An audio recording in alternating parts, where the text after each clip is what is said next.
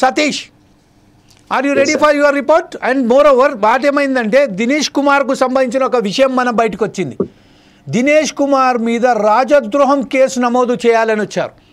9 నెలలు Telugu Desam party government అక్కడ form చేసినప్పటికీ ఒక్క కొత్త కనెక్షన్ కూడా రాలేదు. గత ఏదైతే ఒక 5 సంవత్సరాలుగా గత ప్రభుత్వ హయాంలో అనేక అవకతవకలు జరిగాయి. దానికి సంబంధించిన పూర్తి ఆడిటింగ్ కూడా చేయలేదు.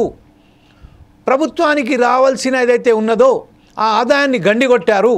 అలాగే రాష్ట్ర ప్రభుత్వం, కొత్తగా వచ్చిన రాష్ట్ర ప్రభుత్వం వారికి ఎవరికైతే ఉన్నారో వెండర్స్ వాళ్లకు డబ్బులు జారీ చేయకూడదు అనే చాలా స్పష్టమైన ఆదేశాలు ఇచ్చినప్పటికీ అక్కడ దినేష్ కుమార్ తనకు సంబంధించిన ఆదేశాలను బేఖాతరు చేసి వాళ్లకు 70 కోట్ల రూపాయలు చెల్లించినట్టుగా చెప్పి అతనిపై రాజద్రోహం పెట్టాలని చెప్పారు.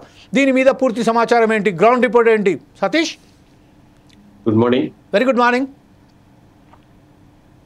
ఏపీ ఫైబర్ నెట్ ని ప్రతిష్టాత్మకంగా చంద్రబాబు ప్రారంభించాడు. రాష్ట్రంలో ప్రతి ఒక్క టైలెండ్ కూడా నెట్ కనెక్షన్స్ వెళ్ళాలని చెప్పేసి ఆయన ఉద్దేశంతో ఏపీ ఫైబర్ నెట్ ని ఏర్పాటు చేసి దాని ద్వారా మరి టీవీ, టెలిఫోన్ అలాగే ఇంటర్నెట్ కనెక్షన్స్ ని విరివిగా ఇవ్వాలని చెప్పేసి ప్రజల్లోకి తీసుకుని వెళ్ళాలని చెప్పేసి ఆయన ఉద్దేశించి ఏర్పాటు చేసిన ఏపీ ఫైబర్ నెట్ విషయంలో 2024 ఎలక్షన్ తర్వాత మరి ఇప్పటికీ కూడా ఒక్క రూపాయి కూడా సంపాదించని పరిస్థితుల్లో ఏపీ ఫైబర్ నెట్ ఉందని చెప్పేసి ఆ సంస్థ జీవి రెడ్డి ఆరోపించారు. ఇది ప్రభుత్వానికి సంబంధించిన తీవ్రమైన నష్టంగా భావించవచ్చు అని చెప్పాడు ఆయన. మరి దీన్ని చూస్తే ఇప్పటి వరకు కూడా మేము అధికారంలోకి వచ్చిన తర్వాత ఒక్క కనెక్షన్ కూడా ఇవ్వడానికి అవకాశం లేకుండా పోయింది. కేబుల్ నెట్ ఆపరేటర్లు మీరు మాకు అనుమతిస్తే చాలు, మేము క్యారిడార్లో అవసరమైన వాటినన్నింటినీ కూడా కేబుల్స్ ని కానీ వాటన్నింటిని కూడా మేము సమకూర్చుకుని మేము ఏర్పాటు చేసుకుంటామని చెప్పేసి వారు తెలియచేసినప్పటికీ కూడా వారికి అనుమతి ఇవ్వడానికి కూడా దినేష్ కుమార్ అనే వ్యక్తి అభ్యంతరాలు తెలియజేస్తున్నాడని చెప్పేసి చెప్పాడు. మరి ఎందుకంటే మరి సంస్థకు సంబంధించిన ఐఏఎస్ ఆఫీసర్లు ఉండి కూడా ఈ సంస్థని ఇలా భ్రష్టు పట్టించడం అనేది చాలా తీవ్రంగా పరిగణించాలని చెప్పేసి చెప్పారు. ఇది ఫైబర్ నెట్ విషయంలో అమరావతి రాజధాని డిజిటలైజేషన్ చేయాలని చెప్పేసి భావిస్తూ ఉండగా మరి ఏమాత్రం కూడా సహకారాలు లేకుండా సహకరించకుండా మరి కార్యాలయంలో కూర్చుని వాళ్ళు సంస్థ మీద దృష్టి పెట్టకుండా పని చేయకుండా ఉంటున్నారు. వీరి మీద రాజద్రోహం కేసు పెట్టాలి, ఇది పూర్తిగా మోసకరమైన క్రియ అని చెప్పేసి వాళ్ళు అన్నారు. అలాగే మరి ఏపీ ఫైబర్ నెట్ ని సంస్థని లాభాల్లోకి తీసుకెళ్దామని నేను ఎంతగానో ప్రయత్నించాను. ముఖ్యమంత్రి చంద్రబాబు నాయుడు నాకు ఇచ్చిన యొక్క చైర్మన్ పోస్ట్ ను నేను దుర్వినియోగం చేయకుండా సద్వినియోగం చేసి సంస్థకు లాభాల బాటలో తీసుకుని వెళ్లాలని ఎంతో ప్రయత్నం చేశాను.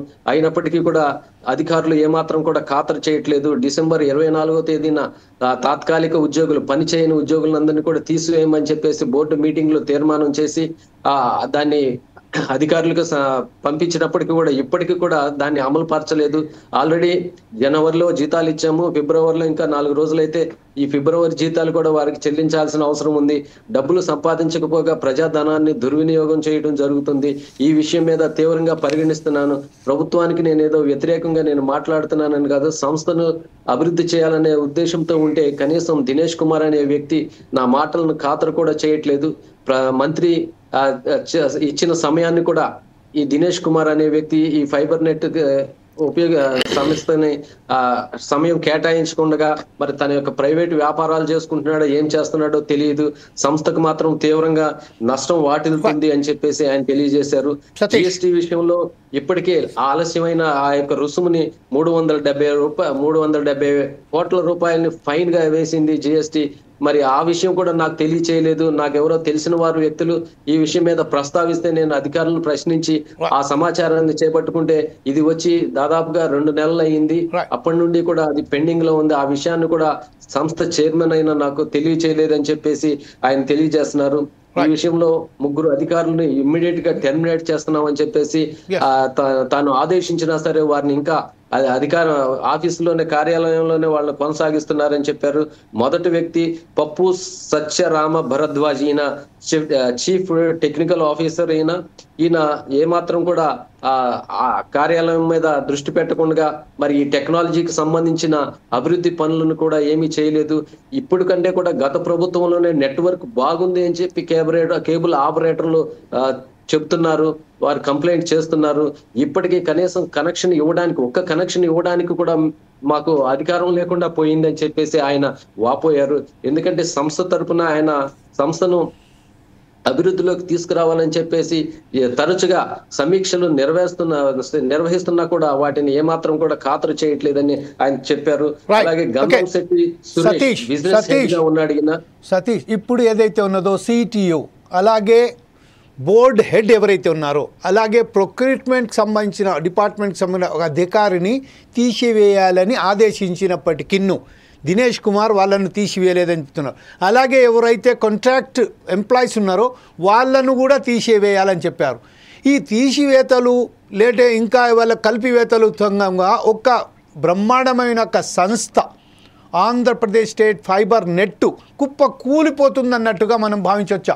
ఎందుకంటే ప్రైవేట్ నెట్వర్క్లలో చాలా కట్టుదిట్టంగా వాళ్ళు పోతూనే ఉన్నారు. ఆంధ్రప్రదేశ్ స్టేట్కు సంబంధించిన ఎవరైతే నెట్వర్క్ ఉందో ఆ నెట్వర్క్లో ఎవరైతే జీవీ రెడ్డిని అపాయింట్ చేశారో లక్షలాది, అంటే 25 లక్షలకు పైగా నేను కనెక్షన్స్ ఇస్తాను అని చాలా పటిష్టంగా చెప్పడం జరిగింది. కానీ ఈరోజు దినేష్ కుమార్ జీవీ రెడ్డి మధ్య ఏదైతే ఒకసారిగా డిస్ప్యూట్ వచ్చిందో, దీని తర్వాత ఈ గ్యాప్ పెరుగుతూ పోతుందో, ఈ గ్యాప్ను ప్యాచప్ చేయడానికి ఎవరైనా ముందుకు వస్తారని భావించవచ్చా, లేకపోతే ఆ వ్యవస్థ అట్లనే కూలిపోతుందని మనం అనుకోవచ్చా? ఈ విషయంలో ఖచ్చితంగా జీవీ రెడ్డికి దినేష్ రెడ్డికి మధ్య అంతర్యం ఏర్పడిందని చెప్పవచ్చు. ఎందుకంటే మరి ఏ విషయంలో కూడా ఆయన మాకు సంబంధించిన ఆదేశాలు మేమిచ్చిన ఆ తీర్మానాలను ఏమాత్రం కూడా పట్టించుకోవట్లేదని చెప్తున్నాడు. శశాంక్ హైదర్ ఖాన్ అనే ప్రొక్యూర్మెంట్ డిపార్ట్మెంట్ లో ఉన్న వ్యక్తి ఇప్పటి వరకు కూడా ఒక్క విషయాన్ని కూడా నా దృష్టికి తీసుకురాలేదు. దాని మీద సమగ్రంగా నేను ఆలోచించి ఆ వ్యక్తిని కూడా తొలగించాలని చెప్పేసి దినేష్ రెడ్డికి తెలియచేశాను.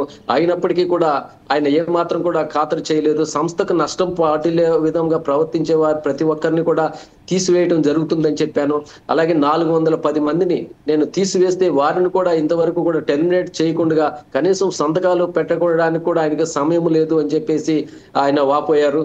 అలాగే మరి ఈ సంస్థకు సంబంధించిన ఈ 5 లక్షల కనెక్షన్స్ ఉన్నాయి. ఇప్పుడుకి నేను అధికారంలోకి వచ్చి నేను పనిచేసి నేను 25 లక్షల కనెక్షన్స్ కు నేను దీన్ని తీసుకుని వెళ్ళాలని చెప్పేసి నేను భావించాను. కానీ ఎక్కడా కూడా ఆ అమలు దిశగా ఏమాత్రం కూడా జరగట్లేదని చెప్పేసి ఆయన వాపోయారు. దీని మీద మంత్రిని కలిసి మంత్రికి కూడా నేను ఫిర్యాదు చేస్తాను, అలాగే చీఫ్ సెక్రటరీకి తెలియజేస్తానని చెప్పారు. 2023-24 సంవత్సరానికి చెందిన ఆడిట్ ని కూడా ఇంతవరకు కంప్లీట్ చేయలేదు. ఆల్రెడీ 24-25కి సంబంధించిన ఆడిట్ కూడా వచ్చేసింది. అయినప్పటికీ కూడా 23-24 చేయని ఆడిట్లు చేయడంలో మరి 24-25కి సంబంధించిన ఆడిట్లు చేయడంలో ఆయన బాధ్యత వహించట్లేదు, లేకపోతే శ్రద్ధ తీసుకోవట్లేదు అని చెప్పేసి ఆయన వాపోయారు. Okay, thank you very much Satish.